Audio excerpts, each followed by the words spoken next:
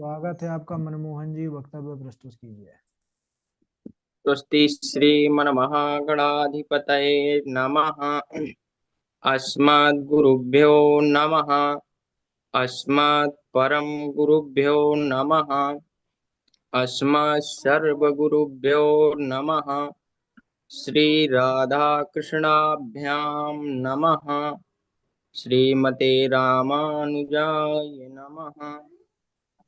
लंबोदरम परम सुंदरमेकदंतम पीतांबरं त्रिनयनं परमं पवित्रम् ऊद्यद्दिवाकरनिभोज्ज्वलकान्तिकान्तम् विघ्नेश्वरं सकलविघ्नहरं नमामि। शरीरं स्वरूपं ततो वा कलत्रम् यशस्यारुचित्रं धनं मेरुतुल्यं मनश्चैनलग्नं श्रीगुरुरङ्घ्रिपद्मे ततः किं ततः किं ततः किं ततः किं नारायणं नमस्कृत्य नरं चैव नरोत्तमं देवीं सरस्वतीं व्यासं ततो जयमुदीरयेत्। जयतु जयतु देवो देवकी नन्दनोऽयं। जयतु जयतु कृष्णो वृषडिवंशप्रदीपः। जयतु जयतु मेघश्यामलः कोमलाङ्गम्। जयतु जयतु पृथ्वी भारनाशो मुकुन्दः। कृष्ण त्वदीयपदपङ्कज पञ्जरान्ते अद्यैव मे विशतु मानसराजहंसः। प्राणप्रयाणसमये कफवातपीत्यैः कण्ठावरोधनविधौ स्मरणं कुतस्ते। बर्हापीडं नटवरवपुः कर्णयो कर्णिकारम् बिभ्रद्वासः कनककपिशं वैजयन्तीं च मालाम् रन्ध्रान् वेडोरधरसुधया पूरयन् गोपवृन्दैः बृन्दारण्यं स्वपदरमणं प्राविशद्गीतिकीर्तिः करारविन्देन पदारविन्दम् मुखारविन्दे विनिवेशयन्तम् वटस्य पत्रस्य पुटे शयानम् बालमुकुन्दं मनसा स्मरामि। नीलाम्बुजस्या मलकोमलाङ्गम् सीतासमारोपितवामभागम् पाणौ महासायकचारुचापम् नमामि रामं रघुवंशनाथम् अञ्जनानन्दनं वीरं जानकीशोकनाशनं कपीशमक्षहन्तारं वन्दे लङ्काभयङ्करं भक्तिभक्त भगवन्त गुरु चतुर्नाम बपुए इनके पद वंदन किए नासत विघ्न अनेक। नमामि भक्त वत्सलम कृपाशील कोमलम भजामि ते पदाम्बुज अकामिनाम स्वधा मदम। श्री बांके बिहारी लाल की जय। श्री भागवत भागवत महापुराण की जय। श्री सुखदेव जी महाराज की जय। श्री सद्गुरुदेव भगवान की जय। अनंत कोटि कंदर्प दर्प अनंत कोटि ब्रह्मांड नायक अचिंत कल्याण गुणगण निधान सर्वेश्वर सर्वाधिपति अकारण करुणा वरुणालय अकारण करुणाकारक सकल जन कल सापहारक परात्पर परब्रह्म अनंत कोटि कंदर्प दर्प दलन पटियान निर्गुण निराकार सगुण साकार जगदैक बंधु करुणैक सिंधु सच्चिदानंद घन परमात्मा श्री राधा श्री कृष्ण एवं श्री राधा रानी जी के युगल चरणार बिंदों में दास का बारंबार प्रणाम। समुपस्थित भगवत भक्त भागवत कथामयी सज्जनों भक्तिमयी बांध मात्र शक्ति भगनी बांधवों सिया राम मैं सब जग जानी करहूं प्रणाम जोर जुग पानी। सभी को राधे राधे। सद्गुरुदेव भगवान के चरणों में प्रणाम।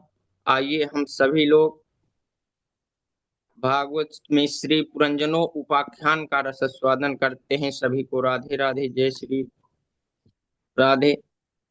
आसीत पुरंजनो नामो राजा राजन बृहच्छवा तस्य विज्ञात नामासीत सखा विज्ञात चेष्टिता। एक पुरंजन नाम का राजा था। परम शरीरम जनयत इति पुरंजन, जो अपने कर्मों के अनुसार अनेक प्रकार के शरीर धारण करता है, ऐसे जीवात्मा को पुरंजन कहते हैं। पुरंजन का एक मित्र था जिसका नाम था अभिज्ञात। न विज्ञाय न जन्म भी कर्म भी इति अभिज्ञात, जिसके जन्म और कर्म का पता नहीं चलता, ऐसे परमात्मा ही अभिज्ञात नाम का मित्र है। एक बार पृथ्वी में रहने के अनुरूप स्थान को खोजने पुरंजन एक बार पृथ्वी में रहने के अनुरूप स्थान खोजने को आया। अपने सखा अभिज्ञात से आज्ञा लेकर उसने अनेकों स्थान देखे, परंतु कोई भी स्थान उसे अच्छा नहीं लगा। एक दिन संपूर्ण लक्षणों से युक्त नौ द्वारों का नगर देखा। उस नगर में एक सुंदर स्त्री थी, जिसके पास दक्ष सेवक एक 5 फन का नाग उस नगर की रक्षा कर रहा था। यह मनुष्य शरीर ही 9 द्वारों का नगर है, जिसमें 7 द्वार ऊपर की ओर और 2 द्वार नीचे की ओर होते हैं। और बुद्धि ही वह सुंदर स्त्री है। बुद्धिम तु प्रमदाम विद्यात, और 5 ज्ञान इंद्रियां और 5 कर्म इंद्रियां इनके 10 सेवक हैं, और 5 प्राण ही इस नगर का रक्षक 5 फन का नाग है। जब पुरंजन ने उस स्त्री को देखा तो पूछा, तुम कौन हो, कहाँ से आई हो और इस नगरी में क्या करने आई हो? देखने में तुम उमा रमा ब्रह्मणी की तरह लग रही हो, परंतु तुम इनमें से कोई हो नहीं सकती, क्योंकि तुम्हारे चरण धरा से स्पर्श कर रहे हैं। उस स्त्री ने कहा, महाराज, मुझे किसने उत्पन्न किया और मैं कौन हूँ? ये मेरा क्या नाम है, ये तो मैं खुद भी नहीं जानती हूँ। पुरंजन ने कहा, देखो मैं पुरंजन हूँ, मुझसे विवाह कर लो और तुम पुरंजनी बन जाओ। दोनों ने राजी खुशी से विवाह किया। पुरंजन के इस प्रकार कहने पर दोनों ने विवाह कर लिया। दोनों राजी खुशी से एक साथ उसी नगर में रहने लगे। पुरंजन पुरंजनी में इतना आसक्त हो गया, क्वचित गायति गायन्त्याम रुदत्याम रुदती क्वचित क्वचित संत्याम हसति जल्पन्त्या मनुजल्पति। जब वह गाती तो स्वयं भी गाने लगता, जब वह रोती तो स्वयं भी रोने लगता। उसके हंसने पर हंसता, बात करने पर बात करता, उसके शोक करने पर स्वयं भी शोक करता, और जब वह प्रसन्न हो जाती तो स्वयं भी प्रसन्न हो जाता। एक दिन पुरंजन पुरंजनी को बिना बताए वन में शिकार खेलने चला गया। सायंकाल थक हार कर लौट कर वापस आया, स्नान किया, वस्त्र आभूषण पहने, भोजन किया और पुरंजनी को नहीं देखा तो दासी से पूछने लगा, हे दासी, महारानी कहाँ है? दासी ने कहा, महाराज, वस्त्र आभूषण का त्याग करके महारानी पृथ्वी में पड़ी हुई हैं। तो पुरंजन दुखी हो गया, दौड़ा दौड़ा पुरंजनी के पास आया, उसके चरणों को पकड़कर अनुनय विनय करने लगा, कहने लगा, हे महारानी, व्यसन के कारण तुमसे बिना पूछे शिकार खेलने चला गया था। मैं तुम्हारा अपराधी हूँ। तुम मुझे जो दंड आठवें घर देना में गुरु हो, लग्न में गुरु हो, डायबिटीज होगी। अरे सर ये किताब हाँ ठीक है। व्यसन के कारण मैं तुमसे बिना पूछे शिकार खेलने चला गया था। मैं तुम्हारा अपराधी हूँ। तुम मुझे जो दंड देना है वह मुझे दे दो, पर प्रसन्न हो जाओ। आज के बाद मैं तुमसे बिना पूछे कहीं नहीं जाऊंगा। पुरंजनी प्रसन्न हो गई और वे दोनों प्रसन्नता पूर्वक उस नगरी में रहने लगे। इनकी जवानी एक क्षण के समान व्यतीत हो गई। इनकी अनेकों संतानें हुई। इन्होंने स्वर्ग आदि प्राप्ति के लिए अनेकों पशुओं के हिंसात्मक यज्ञ किए। यहाँ चंडवेग नाम का एक गंधर्व था, जिसके 360 सेवक सेविकाएं हैं। यह सब मिलकर पुरंजनपुरी को लूटने लगे। संवत्सरी चंडवेग नाम का गंधर्व है और दिन रात ही उसके सेवक और सेविकाएं हैं, जो बारी बारी से आयु का हरण करते हैं, पता ही नहीं चलने देते कब वृद्धावस्था आई और कब व्यतीत हो गई काल की कन्या जरा देवी। बुढ़ापा जो स्वयं के अनुसार सभी को आना है। जरा एक बार त्रिलोकी में अपने समान वर ढूंढने के लिए निकली। उसने विवाह के लिए उन्हें रास्ते में नारद जी मिले। उसने विवाह के लिए नारद जी से कहा, हे नारद जी, तुम मुझसे विवाह कहोगे? नारद जी ने जब मना कर दिया तो जरा देवी ने नारद जी को श्राप दे दिया कि एक ही स्थान पर तुम ज्यादा देर तक नहीं ठहर सकोगे। देवर्षि नारद ने कहा, देवी, श्राप स्वीकार है परंतु विवाह नहीं। जरा देवी ने नारद जी से कहा, यदि आप मुझसे विवाह नहीं करना चाहे तो ठीक है, तो कोई और हो तो उसका मुझे पता बता दीजिए, मैं कहाँ जाऊं? देवर्षि नारद ने कहा, देवी, तुम यमनराज मृत्यु के पास चली जाओ। जब जरा देवी मृत्यु के पास गई और उनसे विवाह के लिए प्रस्ताव रखा, कहा, तो वह यमनराज मृत्यु ने कहा, मेरा भाई प्रज्वार है, तुम मेरी बहन बन जाओ, हम तीनों मिलकर आनंद से विचरण करेंगे। मृत्यु देवता भी बुढ़ापे से डरते हैं महाराज।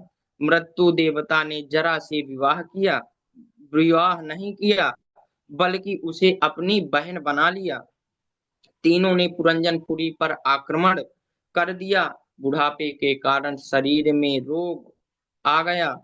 पुरंजन को पुरंजनी की चिंता सताने लगी। मेरे ना रहने पर इसका क्या होगा? यह कैसे अपना पालन पोषण करेगी? यह कैसे अपना जीवन यापन करेगी? यह तो बिल्कुल अनाथ हो जाएगी। अपनी पत्नी का स्मरण करते हुए उस पुरंजन का शरीर छूट गया। अंते या मति सागति, स्त्री का स्मरण करके मरा, इसीलिए अगला जन्म विदर्भ की कन्या के रूप में उत्पन्न हुआ। विदर्भ की कन्या के रूप में उत्पन्न हुआ। जब यह कन्या बड़ी हुई तो इसका विवाह पांड्यन नरेश मलय ध्वज से हुआ। इनके अनेके संतानें हुई। जब महाराज मलय ध्वज वृद्ध हो गए तब अपना राजपुत्रों को सौंपकर अपनी पत्नी के साथ वन में चले आए। वहां भगवान का ध्यान करते करते भगवान को प्राप्त कर लिया। पति के मृत शरीर को देख विधर्वी विलाप करने लगी। लकड़ी की चिता बनाई, उसमें अपने पति के शरीर को रखा और सती होने का विचार करने लगी। उसी समय और रोने लगी, हा मेरे पति, हा मेरे पति। उसी समय उसके पूर्व जन्म का सखा अभिज्ञात ढूंढते हुए वहां आ गया। उसने कहा, का तुम कश्यसिको वायम शयानो यस्य शोचसि जानासि किं सखायां माम एनाग्रे विचचरतहम्। तुम कौन हो? किसके लिए शोक कर रही हो? ये पुरुष कौन है? और क्या तुम मुझे जानती हो? मैं तुम्हारे पूर्व जन्म का सखा हूँ।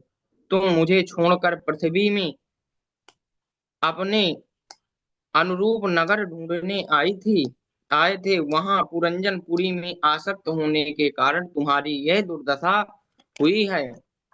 ना तुम विदर्भ दुहिता, नायम वीरा सुहत्तवा, ना पतिस्त्वं पुरंजन्या, रुद्धो नवमुखे यया। माया सा मया सृष्टा, यत्पुमान् संस्त्रिया सतां, मन्यसे नो भयं तद्दैव हंसौ पश्यावयोर्गतिम्। ना तो तुम विदर्भ राज की पुत्री हो, ना यह तुम्हारा पति है, और ना ही पूर्व जन्म में तुम पुरंजनी के पति थे। जो अपने आप को स्त्री या पुरुष मानते हो, यह सब मेरी रचाई हुई माया है। तुम अपने वास्तविक स्वरूप का स्मरण करो। अभिज्ञात ने जब इस प्रकार का उपदेश दिया तो विदर्भी को सब याद आ गया। वह सब का त्याग करके अपने स्वरूप में स्थित हो गई। महाराज, प्राचीन बरही इन कर्मों के द्वारा इसी प्रकार आपकी भी गति होगी। तत्कर्म हरितोषम यस्या विद्या तन्मतिर्मया। क्योंकि राजन, कर्म तो वही है जिसके करने से भगवान हरि प्रसन्न हो जाएं, और ज्ञान वही है जिससे अपना मन भगवान के चरणों में लग जाए। देवर्षि नारद के इस प्रकार उपदेश देने पर महाराज प्राचीन बरही की संदेश की निवृत्ति हो गई। उन्होंने अपना राज अपने पुत्रों को सौंपा और कपिल आश्रम में चले गए। वहां भगवान का भजन करके भगवान को प्राप्त कर लिया। महाराज प्राचीन बरही ने अपने पुत्र प्रेताओं को संतान उत्पन्न करने की अनुमति दी थी, तो वह तपस्या करने आ गए। तपस्या करने आ रहे थे, मार्ग में रुद्र गीत की उपासना से भगवान श्री हरि प्रसन्न हो गए। उन्होंने प्रचेताओं से कहा कि तुम्हारा विवाह प्रेम लोचा अप्सरा की कन्या मारीसा से होगा, और उससे जो पुत्र प्राप्त होगा उसकी संतानों से सृष्टि भर जाएगी। भगवान नारायण की आज्ञा से प्रचेताओं ने मारीसा से विवाह किया, जिससे दक्ष नामक पुत्र हुआ। अपने पुत्रों तथा अपनी पत्नी मारीसा को छोड़ प्रचेता पश्चिम दिशा में समुद्र के तट पर जांजलि मुनि के आश्रम में चले गए। वहां उन्हें देवर्षि नारद का सत्संग प्राप्त हुआ। उस उस सत्संग के प्रभाव से उन्होंने भगवत धाम को प्राप्त कर लिया। चतुर्थ स्कंद का विश्राम हुआ। बोलो भक्त वत्सल भगवान की जय। भागवत महापुराण की जय। सदगुरुदेव भगवान की जय। श्री राधा रमण लाल की जय। श्री बांके बिहारी सरकार की जय। सभी को राधे राधे। मैं अपनी वाणी को यहीं पर विराम देता हूँ। चरण प्रणाम गुरुदेव, राधे राधे। ठीक है, बहुत अच्छा प्रयास मनमोहन जी। ठाकुर जी कृपा बनी रहे। बहुत बढ़िया।